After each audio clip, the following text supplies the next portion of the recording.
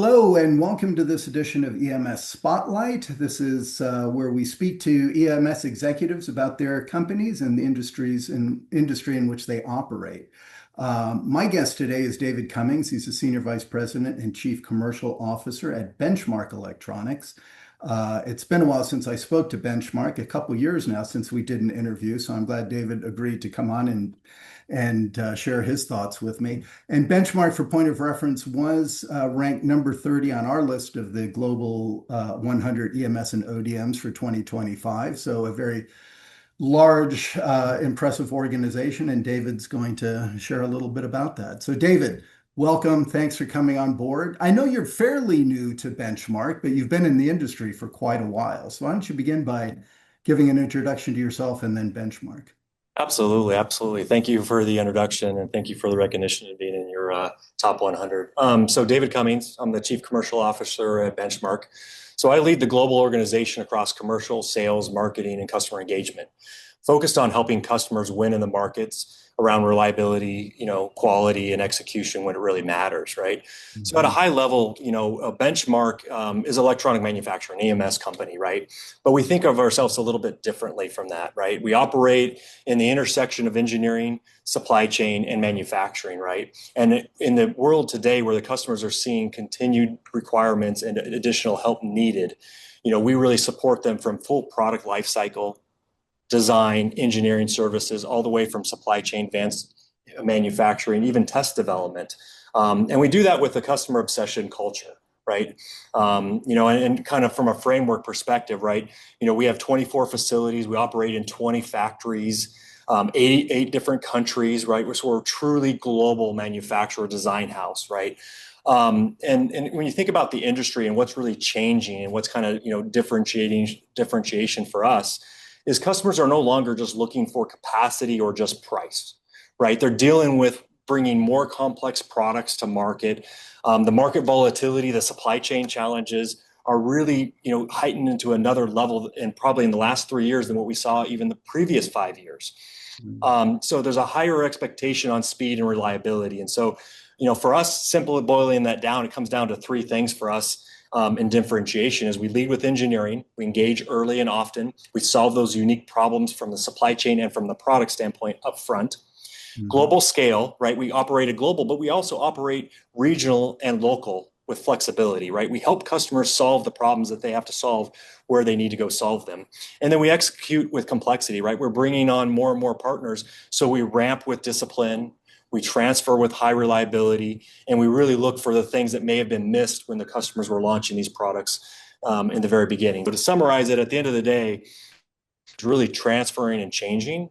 And customers, and you've heard probably many interviews you've had, customers are leaning towards finding real partnerships to solve these complex things. They're looking for a deeper relationship. And that goes across engineering, supply chain, and manufacturing, as I just said. And we're doing that with confidence. And we believe, that's where we're very well positioned, but that's also where we're focused and investing a lot of our dollars. Yeah. And so are those I was going to ask you about your core competitive differentiators, and that falls right in line with those, doesn't it? So, Yes. and it seems like they're really, do you see them evolving, I think, as you indicated, in lockstep with what the industry is doing, your competitors in Asia and Europe? Yeah. Look, I think you got to look at the industry, right? I think the industry is getting better and better, and that's actually helping us and everybody. I think that's actually something to recognize. And so, as the industry is adapting and everybody's kind of finding their niche, right? We operate in 5 clear sectors, right? Some very highly regulated and some regulated stuff. And so the way we operate there, and what we kind of do from a differentiation is the engineering. I mean, it's what I've seen in this organization being here. It is like world-class engineering from test development, automation development, and test, and bringing products full from R&D to realization for our customers. And so that really at the core of that and bringing that into the supply chain solutions we got to bring in manufacturing, right? It's really increasing what customers really need to go address and do it with a timeline that really is enabling them to get to market faster and more reliable. Yeah, no, absolutely. Now you mentioned the industries or the sectors in which you choose to operate, and Yeah. maybe speak to those, give an overview, and talk about kind of how do you see demand evolving this year in those Yeah, areas? that's a Challenging great time. question. Yeah. I Yeah. mean, look, demand pattern that we're seeing clearly is really around complexity, reliability, and speed, right? So if you look at what we're seeing today, I mean, our semi-cap business is doing very well. Our advanced computing and connectivity is growing very well rapidly, as you heard in the Q1. Medical is continuing to grow, and the complex industrial systems is continuing to grow very well, right? And we see very good strength building up in the aerospace and defense that's kind of following that. So those are the five major sectors, right? And if you look at each one of those, I think about the sector, the market, the customer, and the product, right? They're not all the same, but when you actually dig down into it, the products that we're really focused on that matters, we call it, what it matters to us, what matters to our customers. When we connect that piece, those complex products are really seeing significant growth. And you kind of saw that and you heard that kind of even in our earnings when we kind of took our outlook and kind of increased that a little bit from, up to about 9 to 10%. That's backed by really strong fundamentals from our customers, real strong, demand signals. But then it's also what we've been solving over the last year is now starting to come into market with some of these complex products getting to the consumers now. Yeah. So how do you, just out of curiosity, I mean, when I think of customer bases, especially these days, you think of kind of the emerging technologies and startups, if you would, but also you have established kind of industrial or legacy OEMs. Absolutely. I mean, and I'm sure you have those too. Do these customers almost require different operating models or engagement strategies? What's funny is talking to a lot of our customers, there's a yes and there's a no to that. So yes, look, our customers are being disrupted probably more than they've ever been disrupted. There's a lot of new technologies that are coming out with smaller players that are coming out with new solutions, new features, new capabilities. And so that's disrupting them a little bit. So there's a yes to that where these customers, as big as they are, need to act and move at a speed and a level of complexity as a small customer, right? And so that's where they come to us and they need that help. The other one is knowing that at the same time, they know the market. There's a certain expectation when you deal with medical, when you deal with aerospace and defense, even semiconductor, the extreme high reliability there and the resiliency that they need and the precision. There's certain things you don't trade away, you don't give up. And so, that's where our DNA, being about a 50-year-old company coming from the medical side, that's core to us. So that discipline and execution is really paramount to them, even though they need to kind of look at, okay, how do we go, do things a little differently, bring it to market, maybe look at some different technologies. There's still that core foundation. There's still that rock when you look at some of these products. Yeah, no, that makes sense. So how are you mentioned the 20 facilities across 8 countries. So how do you balance kind of that global expansion with localized manufacturing requirements for customers? Yeah, that's a great question. Coming from the supply chain world years ago, I think it folds in well in the conversations we're having with customers. So first of all, look, our facilities are built where they can service multiple sectors within the facility, right? So there's an element of, hey, in Romania, we can service, 3 to 4 of those sectors in that facility as well, in Guadalajara, in Thailand, and Malaysia. But then there's also a very clear focus. So one of the things is when you bring in like medical, we really are very diligent and focused, and we're investing a lot in the way we bring in medical into the certain facilities, similar to A&D as well in semiconductor. And so there's an element of bringing the expertise at global scale and leverage and discipline. And then there's an element of looking in the factory and making sure that we leverage what they can do, and which is they can service multiple sectors and markets within that facility. And so for us, in a big area we're investing, I think everybody's investing in this, in supply chain, right? It's about having the global supply chain knowledge and capability, having it also within the region, and then locally in the site. So you actually have all 3 of those elements working together seamlessly under one leader and one organization focus and one goal. Yeah. And of course, all using common tools across that whole network. That's a big part of investment in the EMS industry. I think everybody's talked about it. I think that's been a very natural progression, and we've been doing that for the last couple of years. And I think that's where we're seeing a lot of headway and growth is just by getting those common languages down, the systems, the tools, and the processes. Mm-hmm. So, yeah, obviously, Benchmark, as you indicated, has quite a history, 50 years. I think I heard you say there in doing that, and has a lot of credibility and capabilities. So what are the challenges that your customers kind of are expressing most often? And then how do you position yourself to address those? Yeah, the most consistent thing from our customers right now is volatility and complexity, right? And their tolerance for you're missing is very low right now. They do not have the opportunity to miss. I talked about those disruptions and stuff. Mhm. So, it starts off with the very fundamentals of supply chain risk, speed, volatility, tests, the complexity of launching and scaling, right? When I talked about the industry has shifted away from capacity and price, right? Because the cost of moving stuff is I think everybody's learned in the EMS industry, chasing that, that 50 cents for, cost reduction is very expensive and time consuming.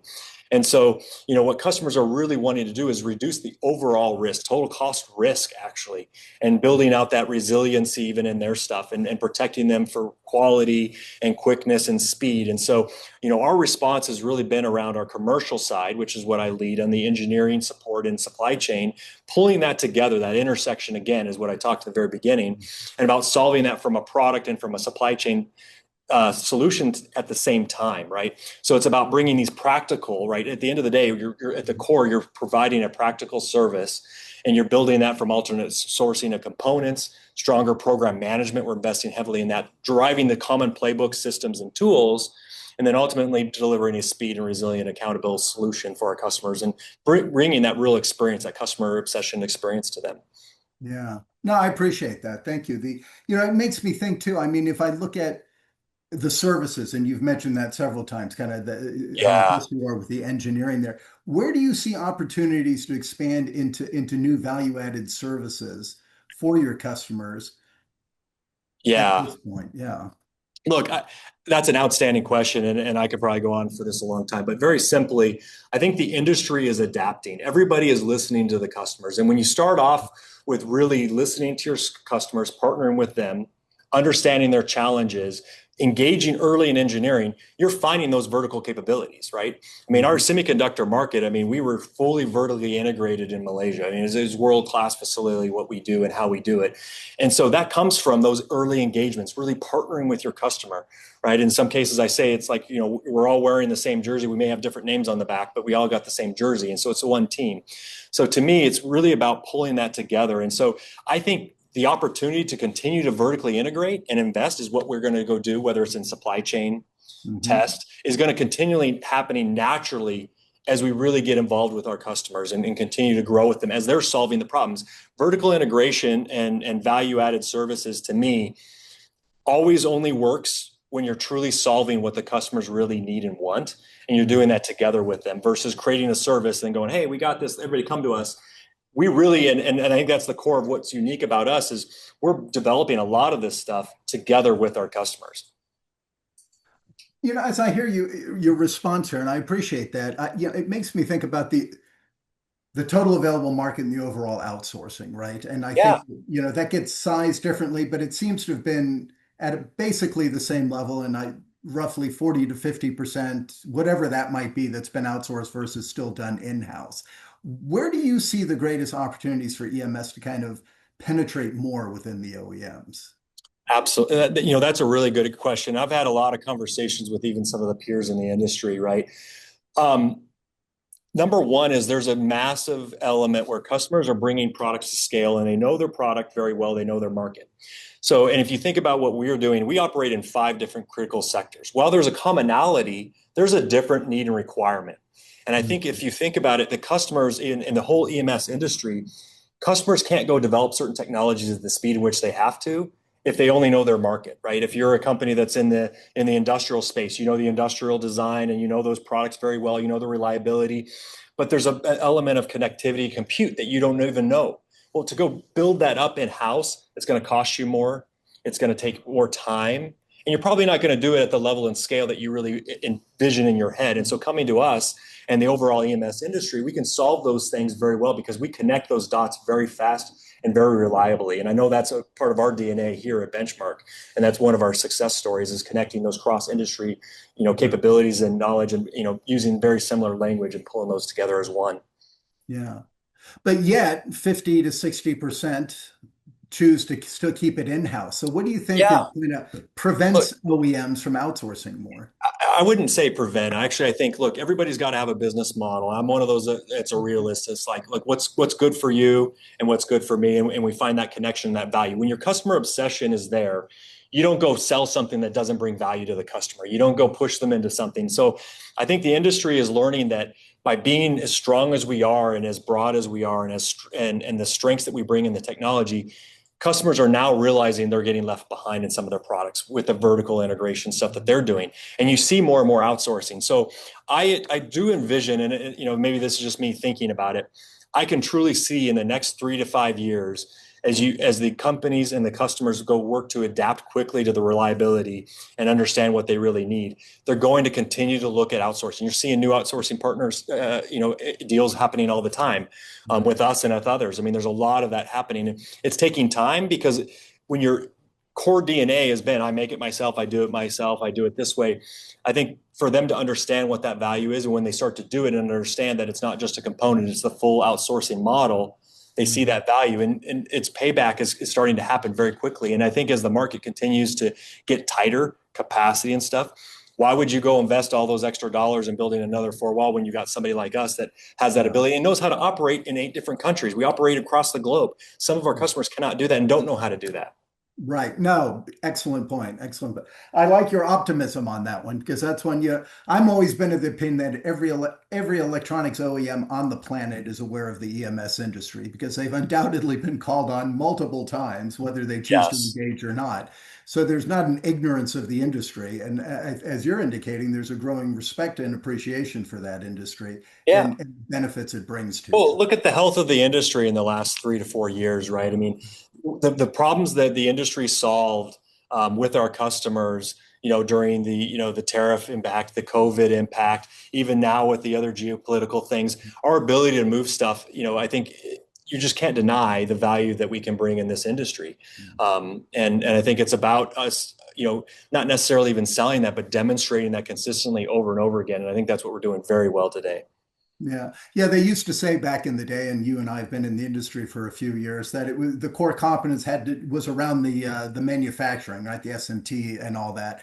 And That's that's right. Board really stuffers. yeah, nowadays you're talking, it's all about the supply chain, being able to be the supply chain experts, and then being able to do that Yes. globally, as you just indicated. So Yeah, it is. And you know what, what's funny about that is that's changing all the time, right? I think, the memory inflation that's happening right now is changing. It used to be, oh, it was always capacitors for a long time, and then a little bit of semi, and then a little capacitors. Now it's moving, and I envision that's going to happen. And that's where that playbook that we talked about in the beginning is building that, yes, in operational and scaling and launching. We're building that muscle now, even in supply chain, and we're doing that much better as well and learning. And that's where the global, regional, and local really does matter for customers. yeah, no, that's an excellent point. So tell me, we're almost halfway through the year here, 2026, without giving away any state secrets. How do you see what's your outlook for the rest of 26?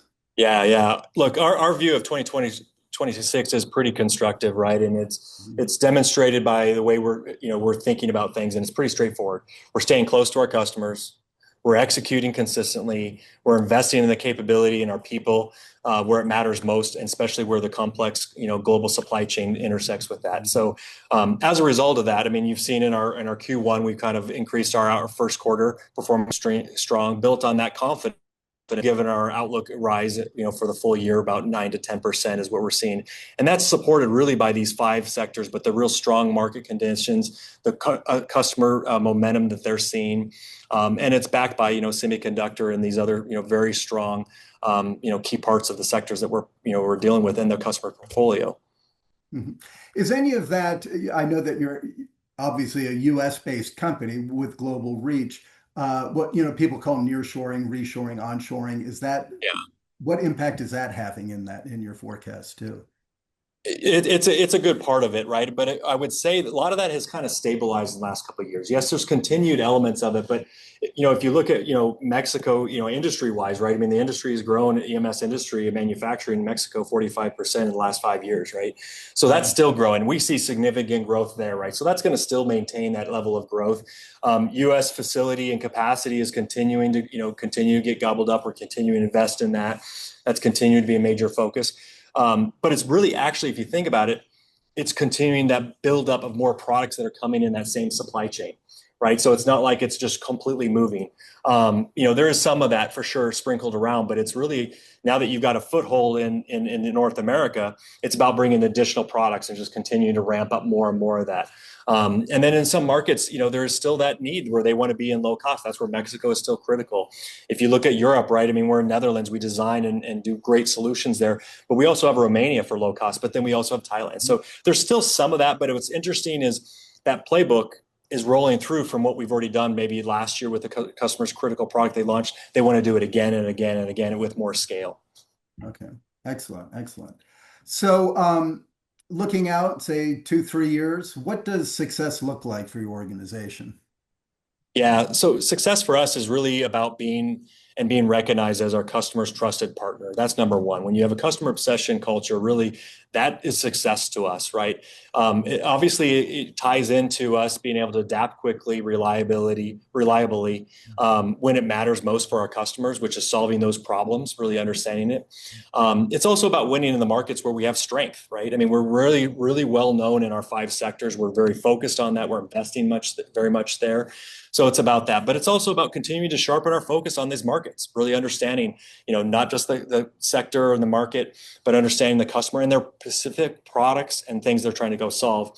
And I think the other success will be is we continue to lead with engineering. We're really differentiating the customer's products and their supply chain as they go to market. Operationally, it's pretty simple, right? It's about being best in class in program launches and ramps, transfers. It's moving complex programs around the region where they need them. It's ramping them up very fast. And then financially, I mean, it's pretty solid in that you build sustainable, profitable growth and by basically growing your margin faster than revenue. And what that ultimately means is you're disciplined in execution, you're focused on operation, and you're continuing to invest where the customers really depend on us to do it the most. Mm-hmm. That was excellent. That was very good. Very good. Listen, I appreciate your time. This has been a great update and overview on Benchmark. And I know even though you're still a rookie there in some ways, you clearly know the company and the industry and the trends within that. And I'm glad to. And by the way, rookie wasn't meant as as a knock. I meant in that I think you just joined there end of last year. So, Yeah. you've No, it's exciting. The culture, the people here, the things we're doing. I think the industry's got a really bright future. I mean, I think discipline and dependability and focus is going to be important, but it's very exciting. And I think we're in a great position as you saw in our Q1 earnings. And I like hearing that when I talk to, and it's come through a few times, really staying in your lanes. Here are 5. This is what we're going to do. We can't be That's everything right. to everybody. We're going to be Yeah. experts in our lanes. And I think that comes across. Yeah. And that's what customer obsession is, really knowing your customers and what they need and what problems you're solving Yeah. and being focused. Okay. Excellent. Well, David, thank you for this. Hopefully, Thank you. next time I call, you're willing to come on again. And Absolutely. I mean, a lot of respect for Benchmark. Have known them for years, and I wish you nothing but continued success there. Thank you very much, Eric. Appreciate it. Thank you, sir.